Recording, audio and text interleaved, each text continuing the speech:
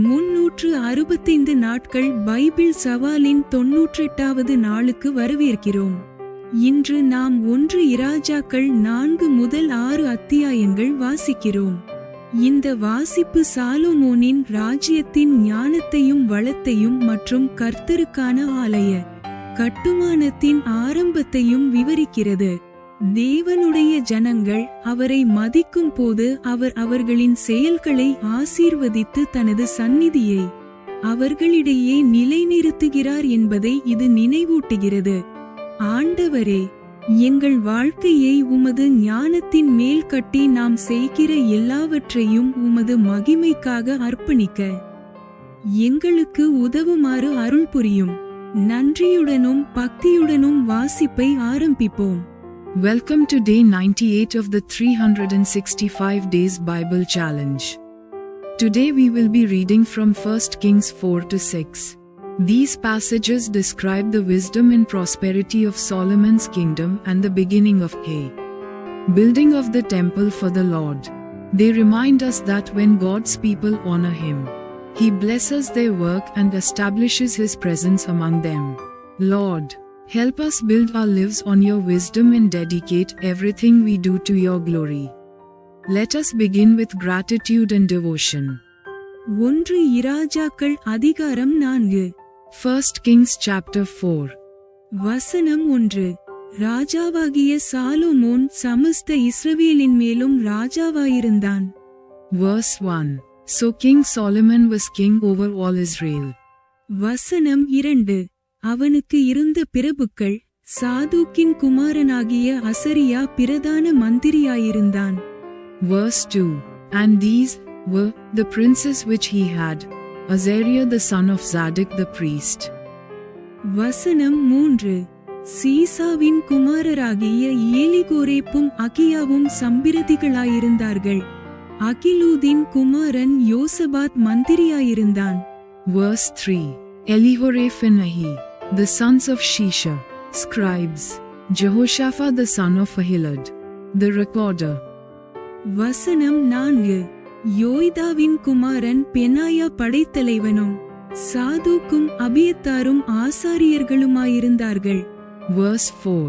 And Benai the son of Jehoiada was over the host, and Zadok and Abiathar were the priests. வசனம் 5.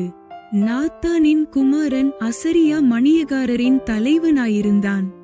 நாத்தானின் குமாரன் Zabud ராஜாவின் பிரதானியும் இஷ்டனுமாயிருந்தான். Verse 5. And Azariah the son of Nathan was over the officers, and Zabud the son of Nathan was principal officer, and the king's friend. வசனம் 6. Ahishar அரமனை விசாரிப்புக்காரனும் அப்தாவின் குமாரன் Adoniram பகுதி விசாரிப்புக்காரனுமாயிருந்தான். Verse 6. And Ahishar was over the household, and Adoniram the son of Abda was over the tribute. வசனம் 7. ராஜாவுக்கும் அவன் அரமனைக்கும் வேண்டிய உணவுப் பொருள்களை சேகரிக்கிற 12 மணியகாரர் சாலொமோனுக்கு இஸ்ரவேல் தேசமெங்கும் வைக்கப்பட்டிருந்தார்கள். அவர்கள் மாதத்துக்கு ஒவ்வொருவராக வருஷம் முழுவதும் பராமரித்து வந்தார்கள். Verse 7. And Solomon had 12 officers over all Israel, which provided victuals for the king and his household. Each man his month in a year made provision. வசனம் 8. அவர்கள் நாமங்களாவன, ஊரின் குமாரன், இவன் எப்ராயிம் மலை தேசத்தில் இருந்தான். Verse 8. And these are their names, the son of Hur, in Mount Ephraim. வசனம் 9. தேக்கேரின் குமாரன், இவன் மாக்காத்சிலும் சால்பீமிலும் பெத்ஷிமேசிலும் ஏலோன் பெத்தானானிலும் இருந்தான். Verse 9. The son of Dekar, in Makaz, and in Shalbim, and Beth-Shemesh, and Elanbathanam. வசனம் 10. ஈசேத்தின் குமாரன், இவன் அருபோத்தில் இருந்தான். சோகோவும் எப்பேர் சீமையனைத்தும் இவன் விசாரிப்பில் இருந்தது. Verse 10. The son of Haste, in Arubath, to him pertained Socho, and all the land of Hafar. வசனம் 11. அபினதாபின் குமாரன். இவன் தோரின் நாட்டுப்புறமனைத்திற்கும் விசாரிப்புக்காரனாயிருந்தான். சாலோமோனின் குமாரத்தியாகிய தாபாத் இவனுக்கு மனைவியாயிருந்தாள். Verse 11. The son of Abinadab, in all the region of Dor, which had Taphath the daughter of Solomon to wife. வசனம் 12. அகிலூதின் குமாரனாகிய பானா. இவன் விசாரிப்பில் தானாகும் மெகிதோவும் சர்த்தனாவுக்கு பக்கமாகவும் எஸ்ரேலுக்கு கீழாகவும் பெத்சியான் தொடங்கி ஆபேல் மெகுல்லா மட்டும் யக்மியாமுக்கு அப்புறத்து மட்டும் இருக்கிற பெத்சியான் அனைத்தும் இருந்தது. Verse 12. Bar the son of Ahilud, to him pertained Tanach and Megiddo, and all Bethshean, which is by Zartana beneath Jezreel, from Bethshean to Abel Meholah, even unto the place that is beyond Jokneam. வசனம் 13. கேபேரின் குமாரன். இவன் கீலேயாத்திலுள்ள ராமோத்தில் இருந்தான். கீலேயாத்திலுள்ள மனாசேயின் குமாரனாகிய யாவீரின் கிராமங்களும் மதில்களும் வெண்கல தாழ்பாள்களும் உள்ள பாசான் தேசத்தினுடைய 60 பெரிய பட்டணங்களுள்ள அர்கோப் சீமையும் இவன் விசாரிப்பில் இருந்தது. Verse 13. The son of Geber, in Ramoth Gilead, to him pertained the towns of Jair the son of Manasseh, which are in Gilead. To him also pertained the region of Argob, which is in Bashan, 80 great cities with walls and brazen bars. வசனம் 14. இத்தோவின் குமாரன் அகினதாப். இவன் மக்னாயீமில் இருந்தான். Verse 14. Ahinadab the son of Iddo had Mahanim. வசனம் 15. அகிமாஸ். இவன் நப்தலியில் இருந்தான். இவன் சாலோமோனுக்கு இருந்த ஒரு குமாரத்தியாகிய பஸ்மாத் என்பவளை விவாகம் பண்ணினான். Verse 15. Ahimaaz was in Naphtali. He also took Basmath the daughter of Solomon to wife. வசனம் 16. ஊசாயின் குமாரன் பானா. இவன் ஆசேரிலும் ஆலோத்திலும் இருந்தான். Verse 16. Bana the son of Hushai was in Asher and in Aloth. வசனம் 17. பருவாவின் குமாரன் யோசபாத். இவன் இசக்காரில் இருந்தான். Verse 17. Jehoshaphat the son of Parwa in Issachar. வசனம் 18. ஏலாவின் குமாரன் சீமேயி. இவன் பென்யமீனில் இருந்தான். Verse 18. Shimi the son of Ela in Benjamin. வசனம் 19. ஊரியின் குமாரன் கேபேர். இவன் எமோரியரின் ராஜாவாகிய சீகோனுக்கும் பாசானின் ராஜாவாகிய ஓகுக்கும் இருந்த தேசமாகிய கீலேயாத் தேசத்தில் இருந்தான். இவன் மாத்திரம் அத்தேசத்தில் அதிபதியாய் இருந்தான். Verse 19. Geber the son of Uri was in the country of Gilead, in the country of Sihon king of the Amorites, and of Og king of Bashan, and he was the only officer which was in the land. வசனம் 20. யூதாவும் இஸ்ரவேலும் கடற்கரை மணலத்தனை ஏராளமாயிருந்து புசித்து குடித்து மகிழ்ந்து கொண்டிருந்தார்கள். Verse 20. Judah and Israel were many as the sand which is by the sea in multitude, eating and drinking and making merry. வசனம் 21. நதி தொடங்கி பெலிஸ்தர் தேச வழியாய் எகிப்தின் எல்லை மட்டும் இருக்கிற சகல ராஜ்யங்களையும் சாலோமோன் ஆண்டு கொண்டிருந்தான். அவர்கள் சாலோமோனுக்கு காணிக்கைகளை கொண்டு வந்து அவன் உயிரோடிருந்த நாளெல்லாம் அவனை சேவித்தார்கள். Verse 21. And Solomon reigned over all kingdoms from the river unto the land of the Philistines, and unto the border of Egypt. They brought presents, and served Solomon all the days of his life. வசனம் 22. நாள் ஒன்றிற்கு சாலோமோனுக்கு செல்லும் சாப்பாட்டு செலவு 30 மரக்கால் மெல்லிய மாவும் 60 மரக்கால் மாவும். Verse 22. And Solomon's provision for one day was 30 measures of fine flour, and 80 measures of meal. வசனம் 23. கலைமான்களையும் வெளிமான்களையும் வரையாடுகளையும் கொழுமையான பறவைகளையும் தவிர கொழுக்கப்பட்ட 10 மாடுகளும் மேய்ச்சலிலிருந்து வந்த 20 மாடுகளும் 100 ஆடுகளுமாம். Verse 23. 10 fat oxen, and 20 oxen out of the pastures, and 100 sheep, beside harts, and roebucks, and fallow deer, and fatted fowl. வசனம் 24. நதிக்கு இப்புறத்தில் இருக்கிற திப்சா முதற்கொண்டு ஆசா மட்டும் உள்ளவை எல்லாவற்றையும் நதிக்கு இப்புறத்தில் உள்ள சகல ராஜாக்களையும் ஆண்டு வந்தான். அவனைச் சுற்றி எங்கும் சமாதானமாயிருந்தது. Verse 24.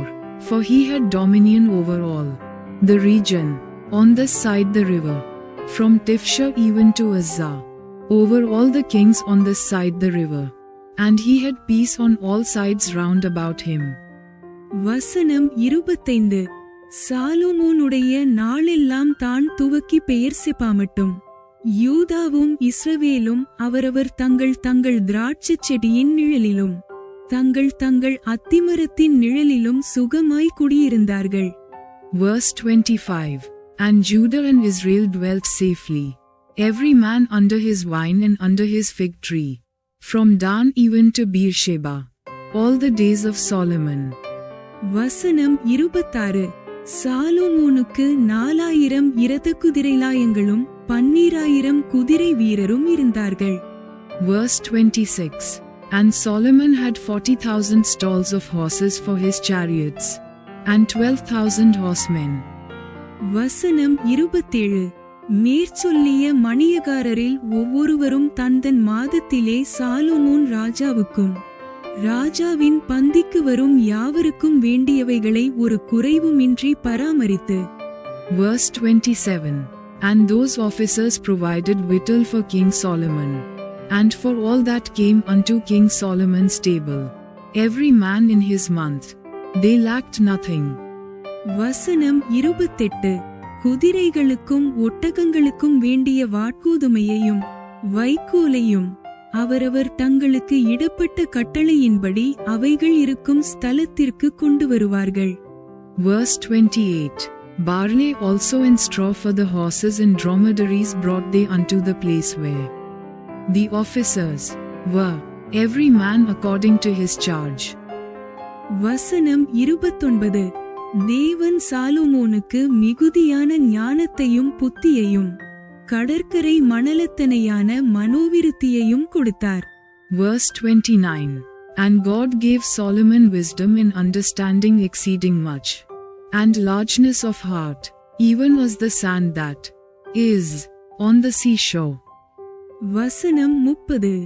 சகல கிழக்கத்தி புத்திரரின் ஞானத்தையும் எகிப்தியரின் சகல ஞானத்தையும் பார்க்கிலும் சாலோமோனின் ஞானம் சிறந்ததாயிருந்தது. Verse 30. And Solomon's wisdom excelled the wisdom of all the children of the east country, and all the wisdom of Egypt. வசனம் 31. அவன் எஸ்ராகியனாகிய ஏத்தானிலும் ஏமான் கல்கோல் தர்தா என்னும் மாகோலின் குமாரரிலும் மற்ற எல்லா மனுஷரிலும் ஞானவானாயிருந்தான். சுற்றிலும் இருந்த சகல ஜாதிகளிலும் அவன் கீர்த்தி பிரபலமாயிருந்தது.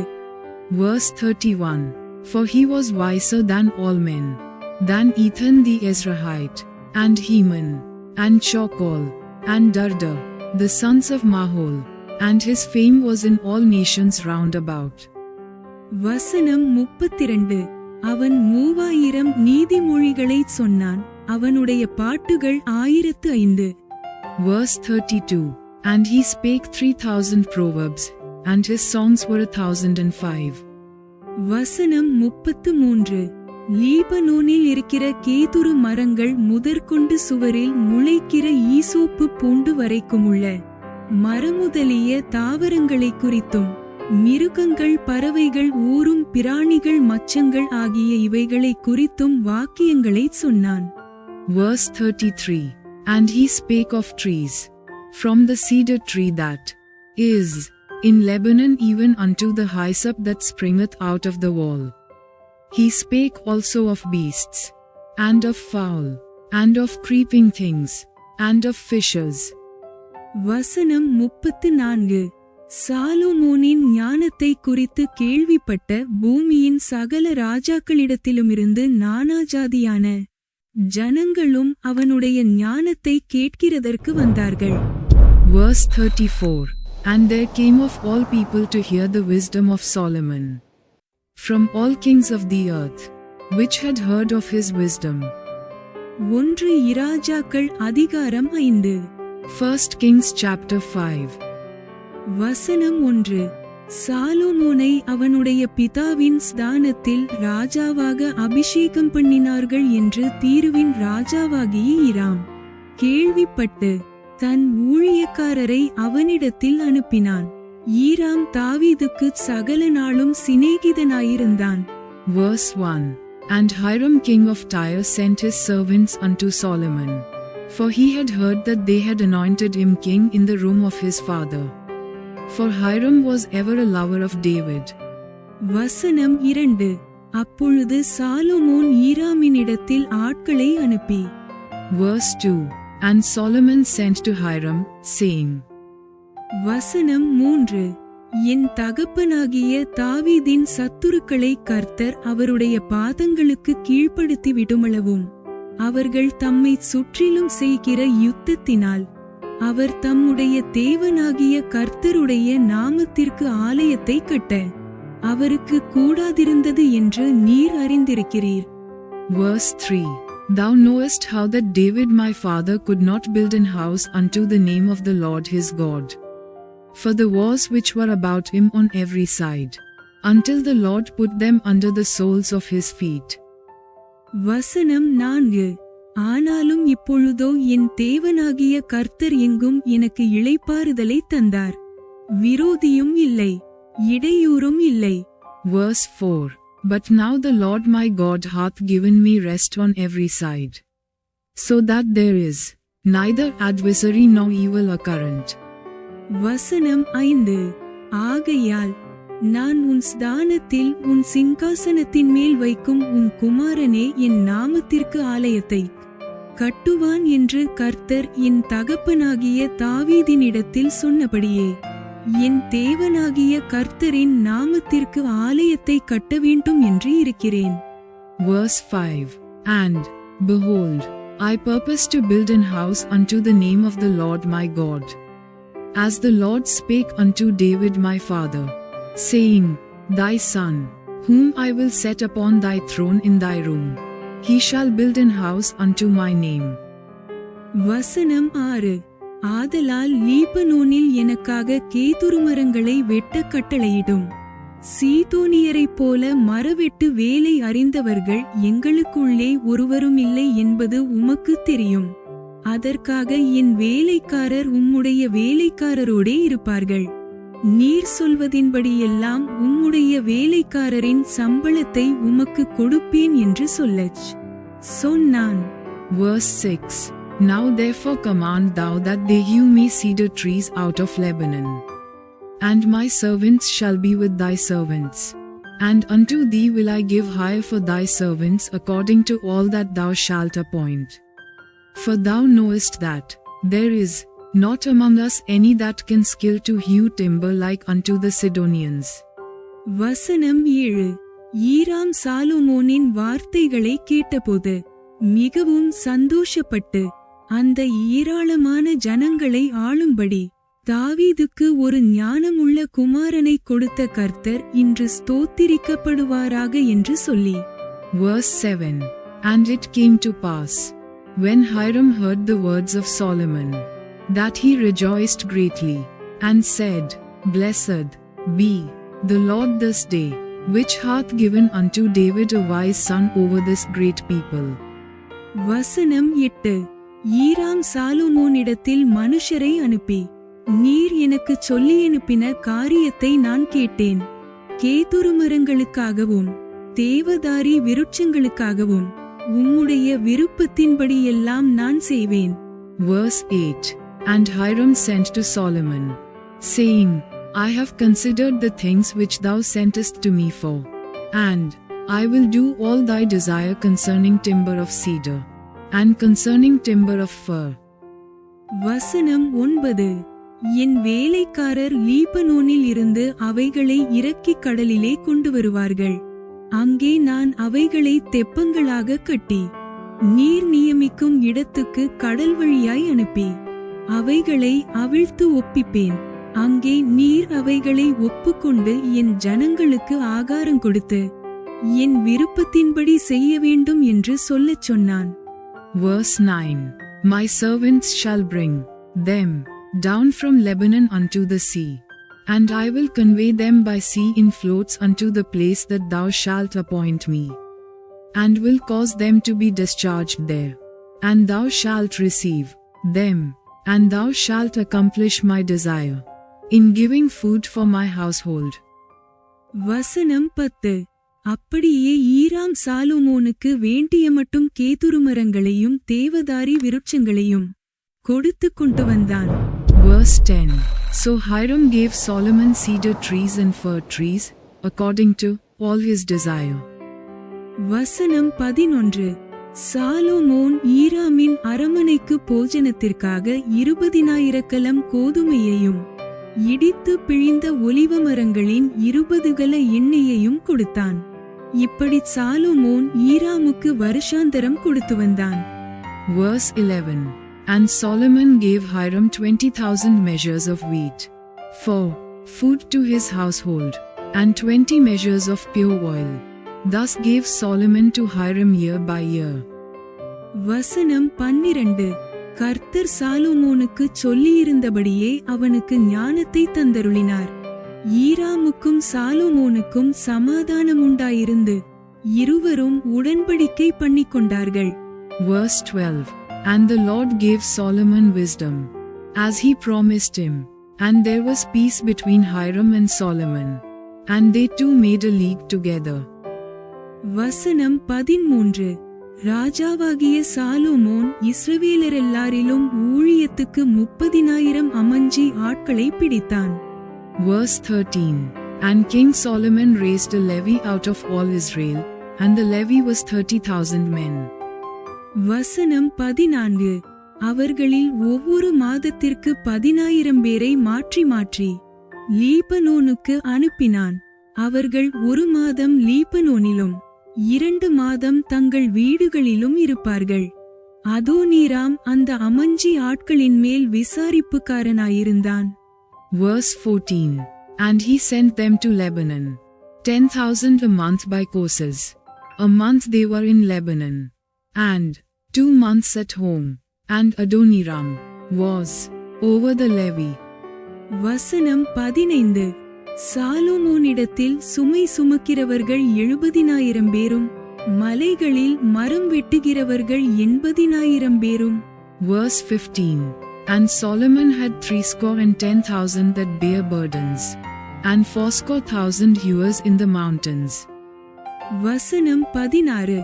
இவர்களைத் தவிர வேலையை விசாரித்து வேலையாட்களை கண்காணிக்கிறதற்கு தலைமையான விசாரிப்புக்காரர் 3,300 பேரும் இருந்தார்கள். Verse 16. Beside the chief of Solomon's officers which were over the work, 3,300, which ruled over the people that wrought in the work.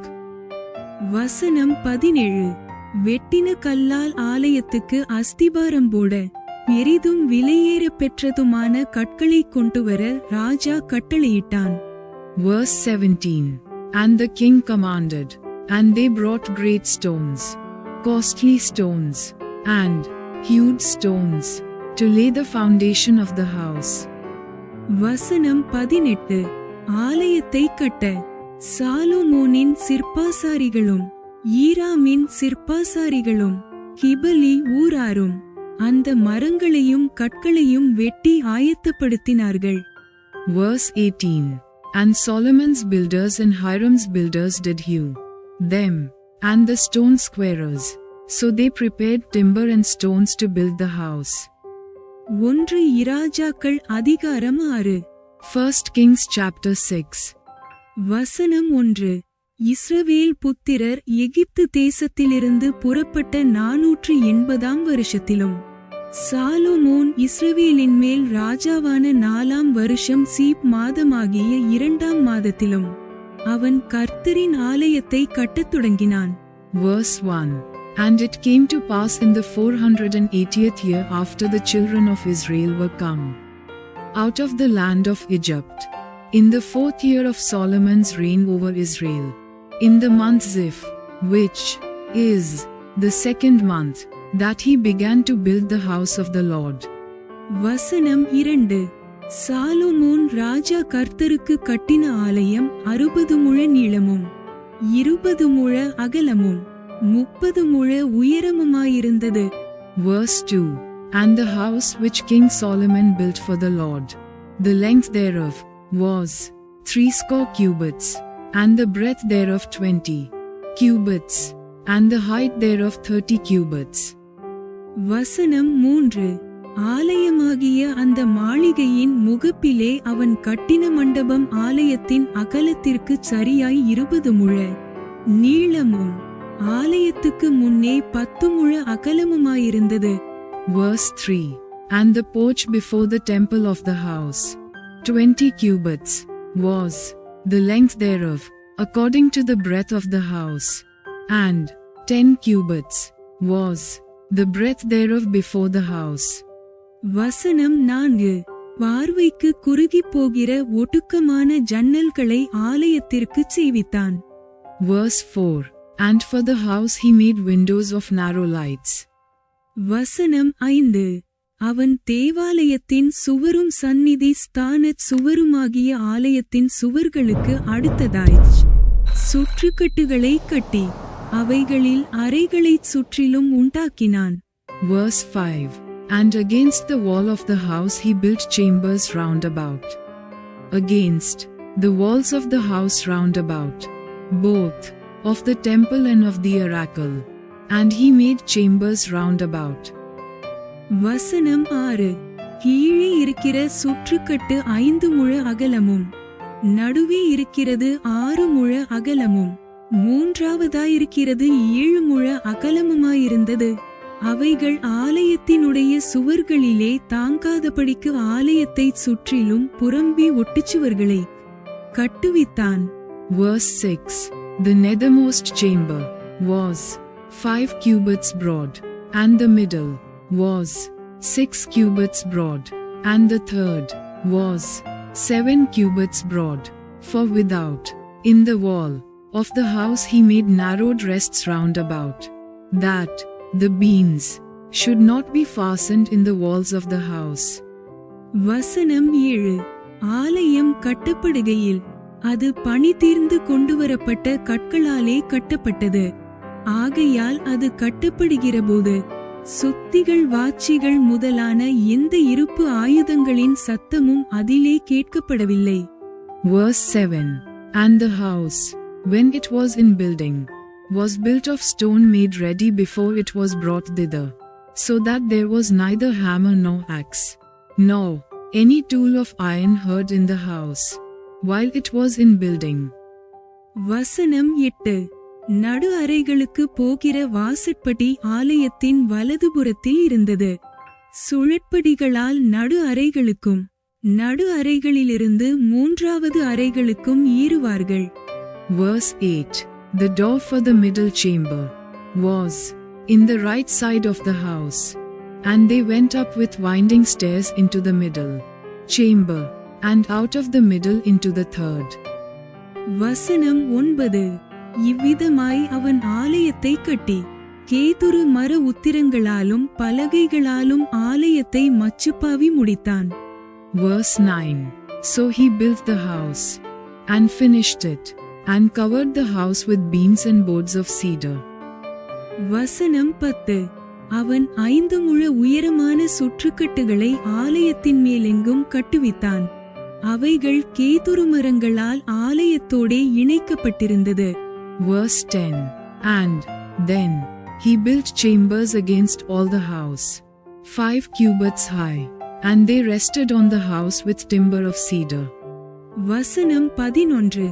அப்பொழுது கர்த்தருடைய வார்த்தை சாலொமோனுக்கு உண்டாயிற்று. அவர் Verse 11. And the word of the Lord came to Solomon, saying, வசனம் 12 நீ என் கட்டளைகளின்படி நடந்து என் நீதி நியாயங்களை நிறைவேற்றி என் கற்பனைகளின்படியெல்லாம் நடந்து கொள்ளும்படிக்கு அவைகளை கைக்கொண்டால் நீ கட்டுகிற இந்த ஆலயத்தை குறித்து நான் உன் தகப்பனாகிய தாவீதோடே சொன்ன என் வார்த்தையை உன்னிடத்தில் நிறைவேற்றி. Verse 12. Concerning this house which thou art in building, if thou wilt walk in my statutes, and execute my judgments, and keep all my commandments to walk in them, then will I perform my word with thee, which I spake unto David thy father. வசனம் 13 இஸ்ரவேல் புத்திரர் நடுவிலே வாசம் பண்ணி என் ஜனமாகிய இஸ்ரவேலை கைவிடாதிருப்பேன் என்றார். Verse 13. And I will dwell among the children of Israel, and will not forsake my people Israel. வசனம் 14 அப்படியே சாலொமோன் ஆலயத்தை கட்டி முடித்தான். Verse 14. So Solomon built the house, and finished it. வசனம் 15 ஆலயத்து சுவர்களின் உட்புறத்தை தளம் தொடங்கிச் சுவர்களின் மேல்மச்சு மட்டும் கேதுருப்பலகைகளால் மூடி இப்படி உட்புறத்தை மரவேலையாக்கி ஆலயத்தின் தளத்தை தேவதாரி விருட்சங்களின் பலகைகளால் தளவரிசைப்படுத்தினான். Verse 15. And he built the walls of the house within with boards of cedar, both the floor of the house, and the walls of the ceiling, and he covered them on the inside with wood, and covered the floor of the house with planks of fir. வசனம் 16 தளவரிசை தொடங்கி சுவர்களின் உயர மட்டும் ஆலயத்தின் பக்கங்களை தொடர்ந்திருக்கிற 20 முழ நீளமான மறைப்பையும் கேதுருப்பலகைகளால் உண்டாக்கி உட்புறத்தை மகா பரிசுத்தமான சந்நிதிஸ்தானமாக கட்டினான். Verse 16. And he built 20 cubits on the sides of the house, both the floor and the walls with boards of cedar.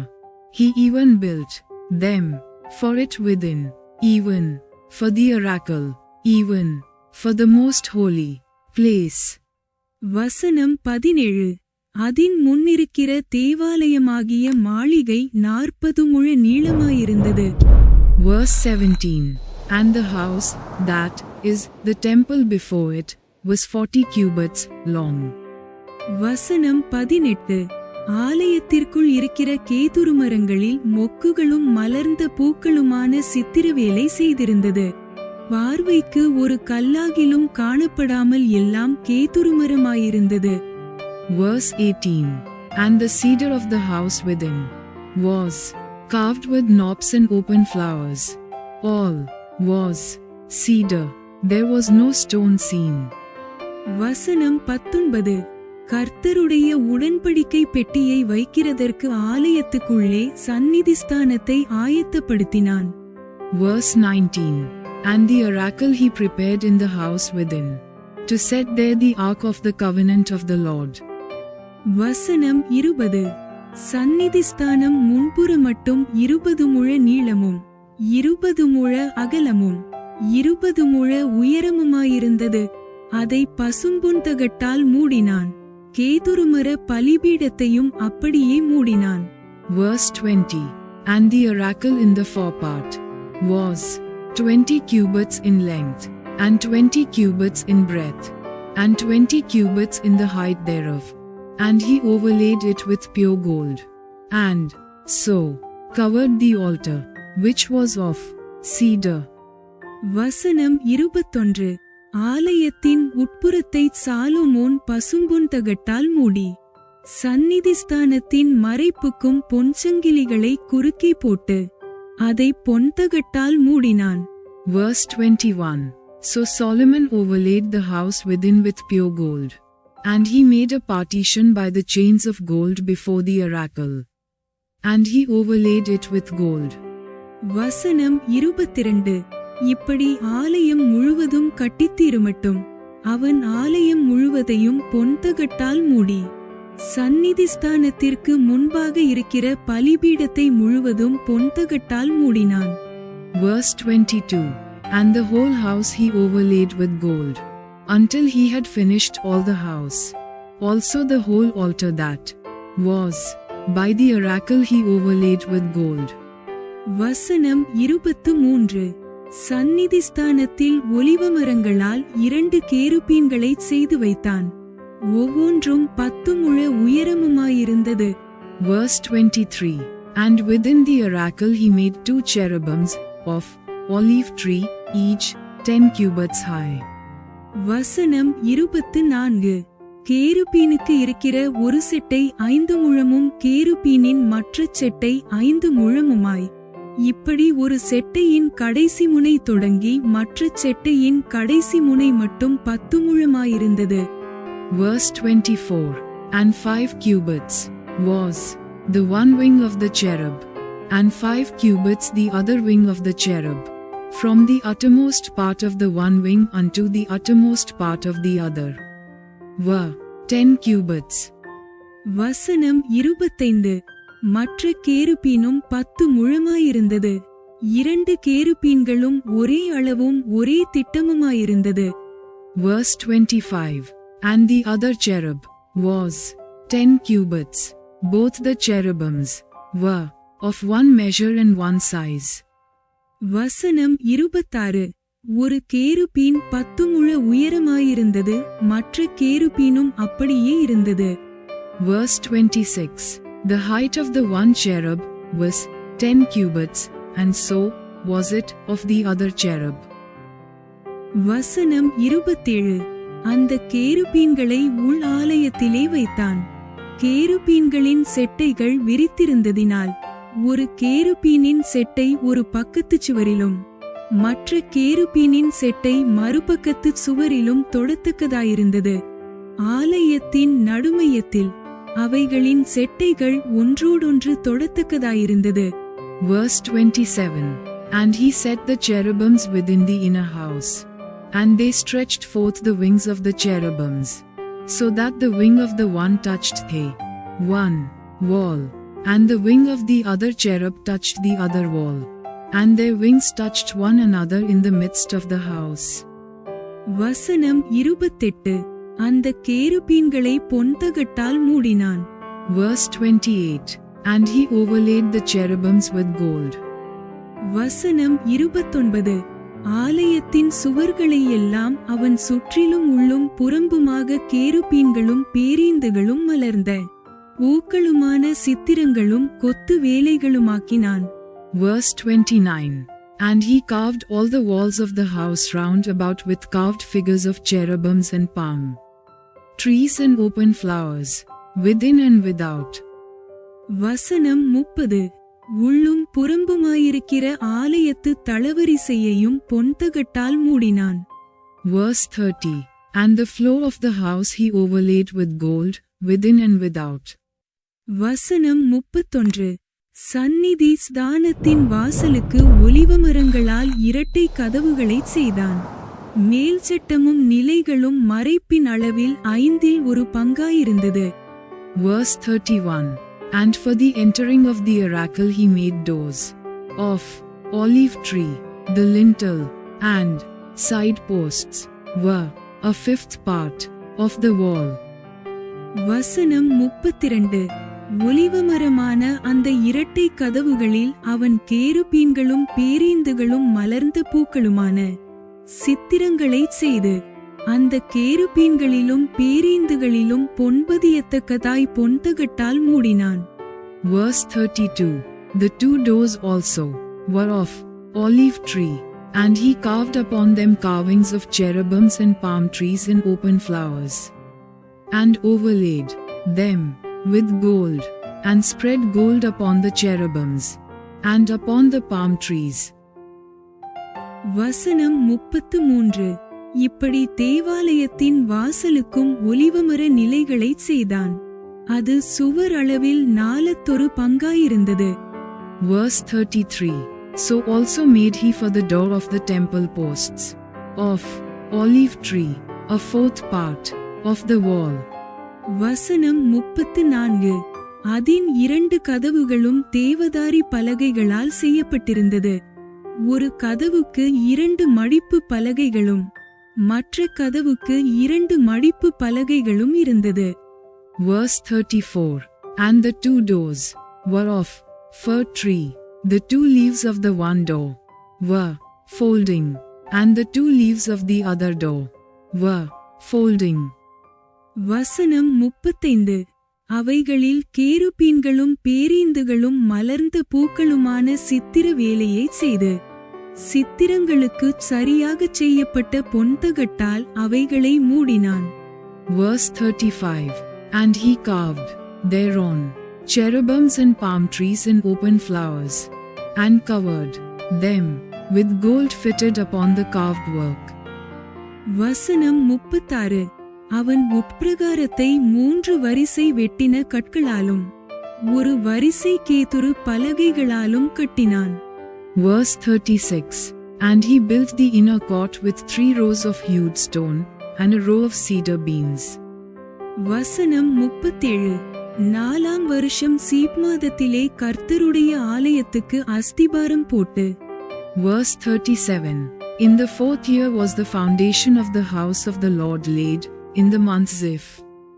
வசனம் 38. 11ஆம் வருஷம் பூல் என்னும் 8ஆம் மாதத்திலே அந்த ஆலயம் முழுதும் சகல சட்டதிட்டத்தின்படியே ஒரு பங்கும் குறையாமல் கட்டித் தீர்ந்தது. அவன் அதை கட்டி முடிக்க 7 வருஷம் சென்றது. Verse 38. And in the 11th year, in the month Bul, which is the 8th month, was the house finished throughout all the parts thereof, and according to all the fashion of it. So was he 7 years in building it. Bible சவாலின் 98வது நாள் இவ்வுடன் நிறைவடைகிறது. இன்றைய வாசிப்பு நாம் வாழ்க்கையையும் செயல்களையும் தேவனுக்காக அர்ப்பணிக்கும் போது அவர் நம்மை ஆசீர்வதித்து வழிநடத்துகிறார் என்பதை நினைவூட்டட்டும். அவரது வார்த்தை அவரது ஞானத்தை நாடி அவரது சத்தியத்தின் மேல் வாழ்க்கையை கட்ட உங்களை ஊக்கப்படுத்தட்டும். இன்று எந்த பகுதி உங்களை அதிகமாக ஊக்கப்படுத்தியது என்று கமெண்டில் பகிருங்கள். நாளை 99வது நாளில் மீண்டும் சந்திப்போம். தேவன் ஆசீர்வதிப்பாராக. Day 98 of our Bible challenge is now complete. May today's reading remind you that when we dedicate our lives and work to God, He blesses and guides our path. Let His word inspire you to seek His wisdom and build your life on His truth. Comment below what part of today's reading encouraged you the most. And join us again tomorrow for day 99. God bless you. Thanks for watching. Like, comment, and subscribe to Daily Bible Tamil in English. Word of God.